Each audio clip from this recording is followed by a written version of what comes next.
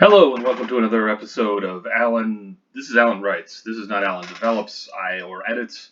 I had thought I was going to be editing something, but I've only really got a few pages. I've got an idea down. So really, this is more like Alan Outlines, but it's all four and it's part of the writing process, and we'll still draw on with it. This is the Big 125. It's about a man who's 125 years old and still relatively strong. He's taken a shot of immortal juice when he was younger, as a result of winning a lottery. Um, and well, there had been uprisings because well, the wealthy people weren't perishing, and basically it's class inequality. And what happens when you have excessive class inequality that cannot be resolved? Well, bad things happen, is what it amounts to. So we're going to explore that in the context of people living or being longevic, where they can live forever, just about, as long as nothing bad happens to them. And he was only a first waver, so there's other waves that followed where they improved the juice, they added additional things. You might have, if you were out there for the first episode, you might notice that Kara is young and perky and unusually strong, for example, because she's had a bit of the juice, and it's got a revised formula that gives you a little more strength and what have you. The downside is that Jack, our central hero, whatever we're going to end up calling him, is going to be disadvantaged in a lot of different ways, and he's going to have to use experience and subterfuge and subtlety to try to get what he wants. Although, in a pinch, anyone with a gun can equal the playing field pretty much. So, scene heading. We've set things up. We've had a discussion with her. It was probably too long for a screenplay. We're probably going to have to deal with that eventually. Exterior. City streets. Futuristic city streets.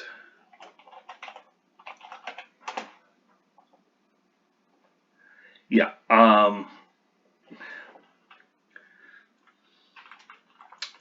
Let's try to imagine what city streets were like back in the day. If we go back 100 years, there basically aren't any street lights.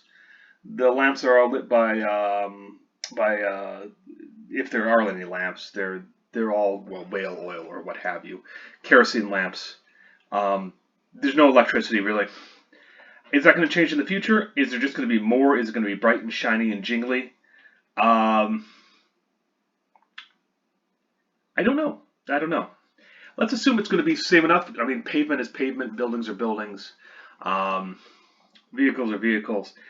We are also incorporating something of a dieback in this, so that there are fewer people alive now than there are fewer people alive in the future than there are now because of, various illnesses and what have you that sweep through. Let's go with that. The city streets are bright with LEDs, with LEDs and Zeds, with LEDs and Zeds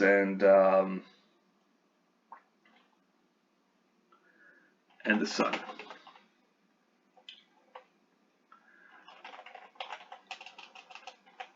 Adverts crawl over almost every inch of space, and drones zip through the air on carefully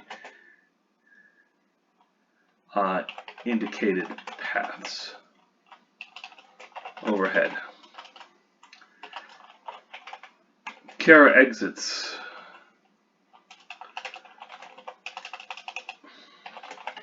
into the maelstrom of tech. That is not how you spell maelstrom. Maelstrom of tech, and closes down a portion of her VR with a swipe of the hand, reducing the glare and adverts by 95%. And of course, the background team will have fun with some of the adverts for the future. And that's a design choice. I'm not going to label that shit. Not in a speculative thing. I'm not unless it's important in some way, and I don't know if it's going to be important yet. We're not done writing. But if there's something I want to harp on with that,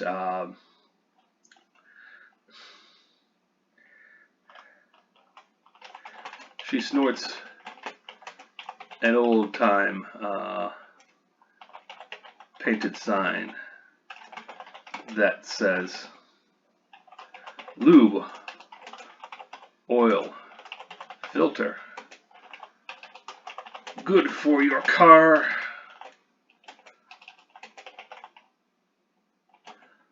Okay for you. Combined mechanical clinic.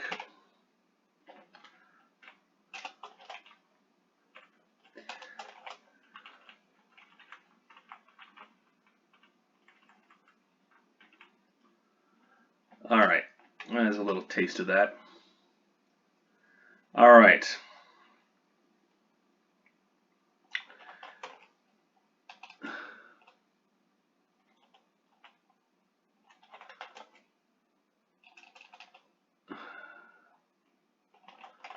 Before she reaches her scooter,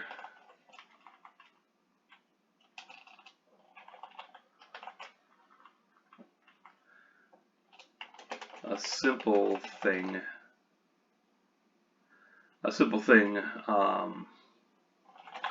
the garish paint job. Is it only one R in garish? Yeah, alright, fine. I want there to be two R's, I want it to be garish. Alright, before she reaches her scooter, a simple thing.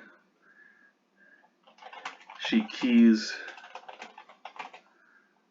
her planted phone.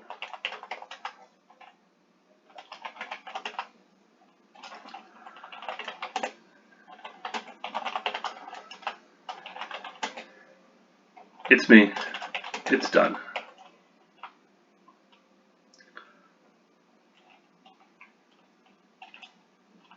Now, do I want this to be a special effects shot?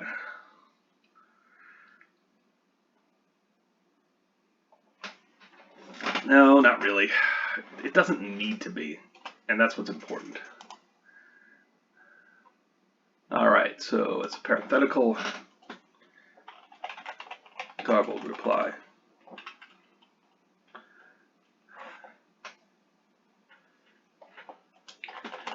Just like you asked.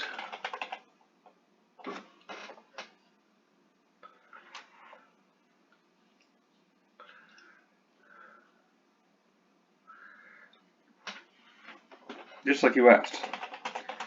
Didn't take the bait. Anybody didn't accept right away. But he didn't accept right away.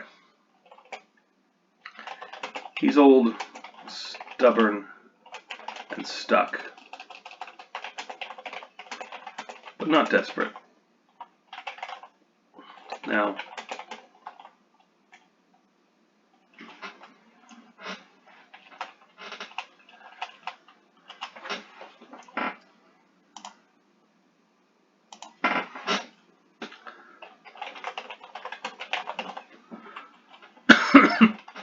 that's not what we agreed on. I've got that tape. I've got that recorded, remember? Remember? Don't try screw me over on this. Now, if you'll excuse me, I've got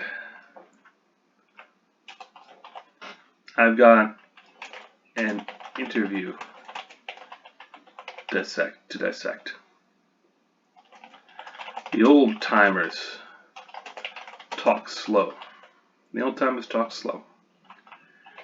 She deactivates her implant and revs up her scooter.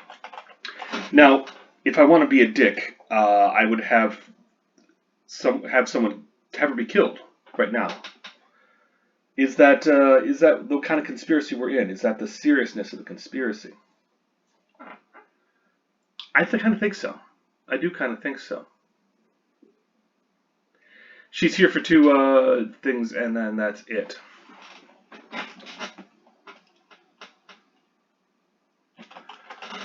When she merges onto the road, a massive a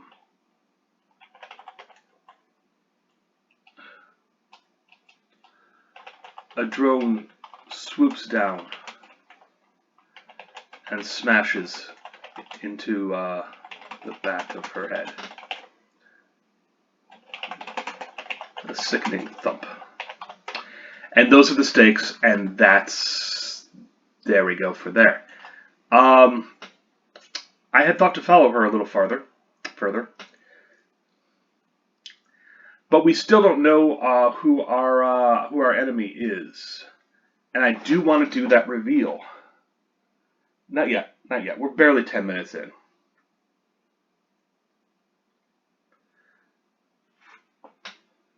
Now, the important part, she's been silenced. There's been an accident. Does Jack know?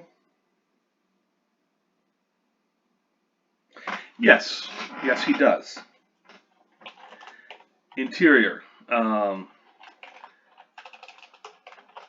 Jack's apartment.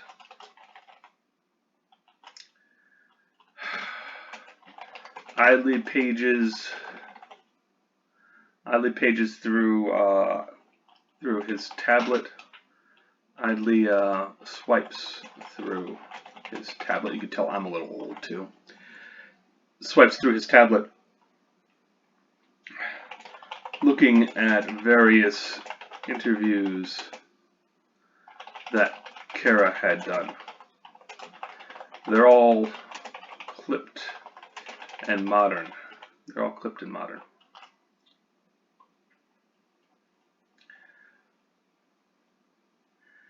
All right, so they're all clipped and modern.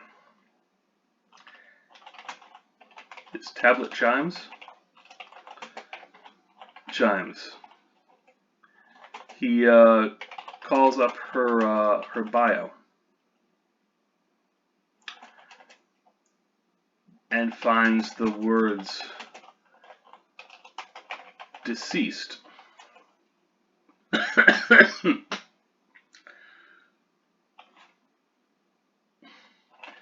Banded recently.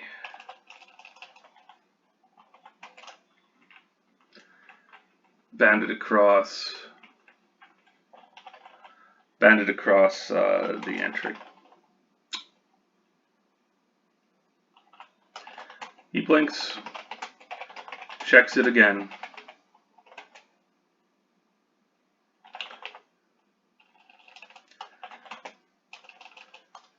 She's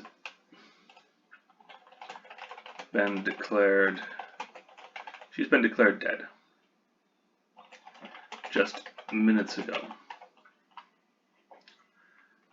Jack, empty cereal bowl before him,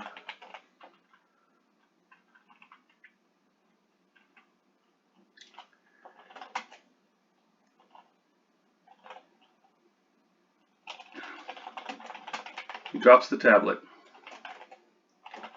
and hurries into the back room, grabbing a simple black bag on his way out.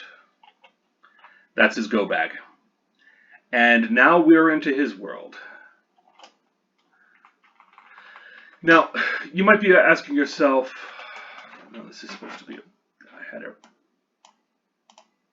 Scene header.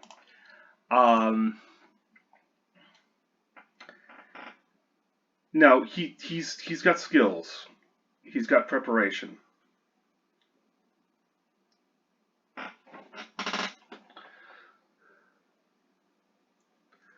On his way out. In the back part of the room. He removes a hidden panel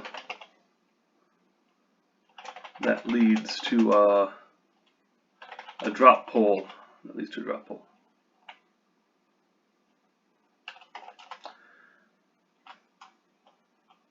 Interior basement. Jack slides down the pole. Slowly.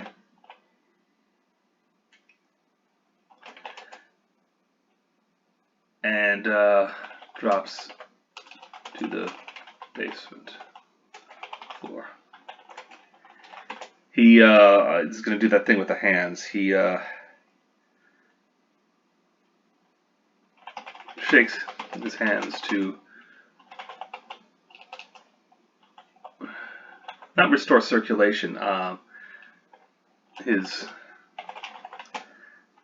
hands trying to dispel an ache, and staggers and lopes for the exit. Is it going to take a vehicle?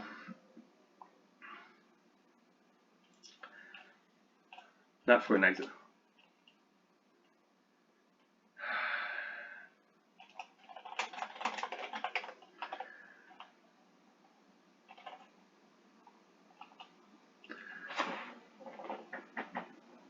Okay, okay.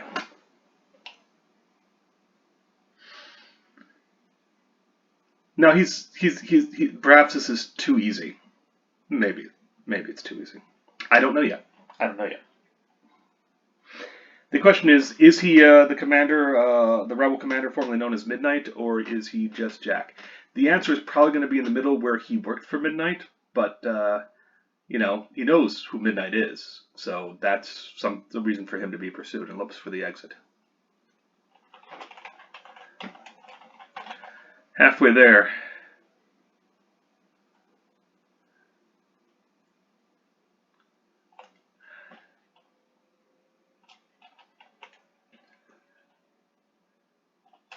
before he activates an older phone in his bag.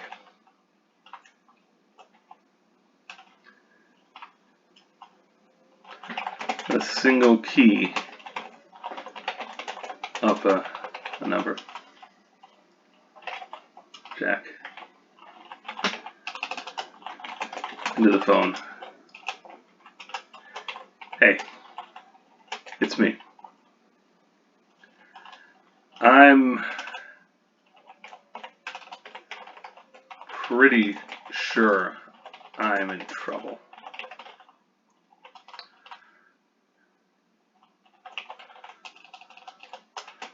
A low thump rises up.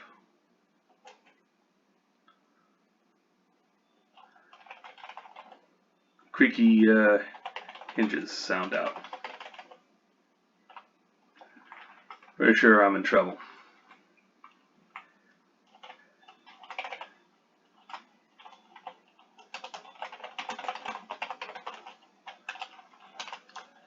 A lot of trouble. A lot of trouble. And then we'll go to interior basement exit.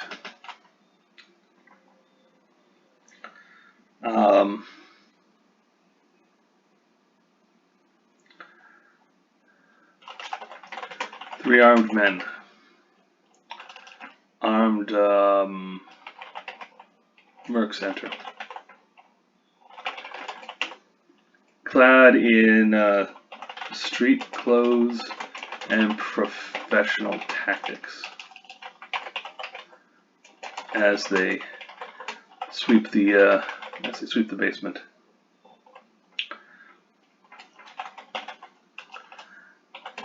Their weapons are vicious ones, and they have no problem pointing them at every shadow. All right, So how's he going to manage this? I think he would have something prearranged.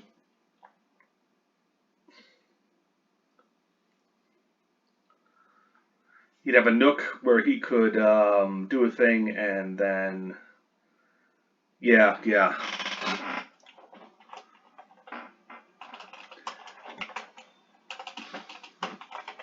One stays by the exit while the pair support one another.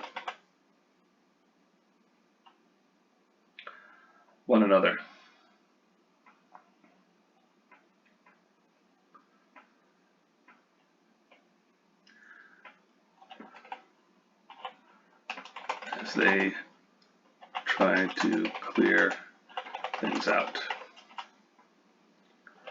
A clatter from the back. Back diverts them.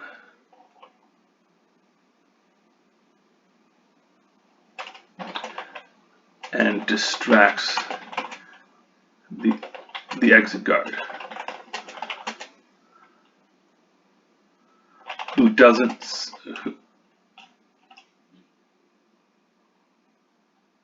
then catches sight of a flash of movement just a moment before let's call it not a cinder block, a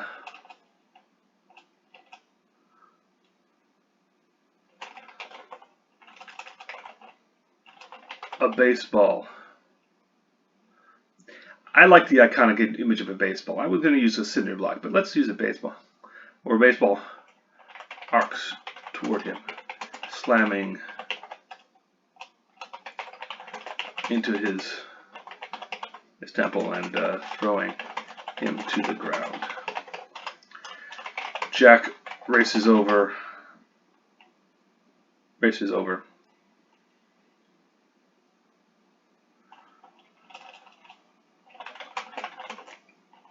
Races past the guard,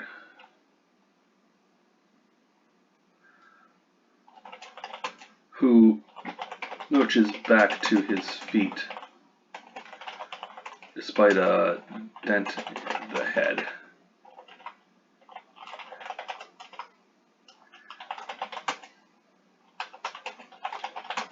There he is. Now, like all great writers, we're going to reuse characters. Reuse this guard. Make him someone important to the story. Not just a merc, but someone who lost family. And immort. Second waiver. Okay. There we go. So we've got a new character. We've got, I don't know who this new character is. I know that Jack was able to stun them with a baseball, and that's about it. So it's not bad for a second waiver. You know, you can do a lot of things to the body, but you can't do everything. You can't make people into tanks. I mean, you can, it's cybernetics, but that's not what I meant. So, anyway, this is a good stopping point because I have no idea where it's going to go. Jack is going to run. The trouble is he's going to run. He's going to try to hide. And they're going to pursue. They have to be able to recontact him at various points to keep the pursuit going. He's going to run to a source. They're going to know about the source, and they're going to hit them there. He's going to run to a friendly source. Source will help with a little info. Source is tracked. Jack has to run again.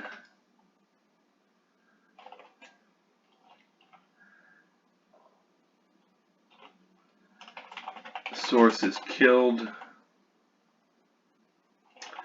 It's killed for it. Shit. Alright.